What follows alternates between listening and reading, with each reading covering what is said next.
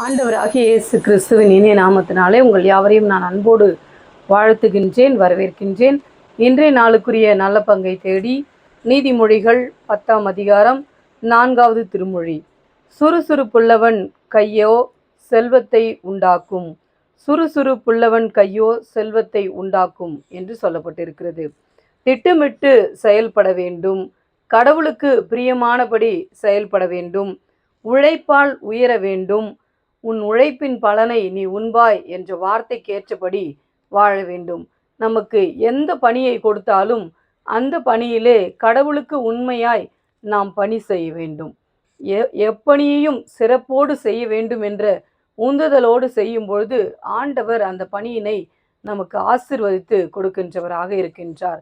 சுறுசுறுப்புள்ளவனுடைய கையோ செல்வத்தை உண்டாக்கும் என்று சொன்ன வார்த்தை எப்பொழுதும் நம்முடைய இருதயத்திலே வைத்து நமக்கு கொடுக்கப்படுகிற எல்லா பணிகளையும் நாம் கடவுளுக்கு பயந்து செய்யும் பொழுது நாம் சிறப்பாளராக இருப்போம்.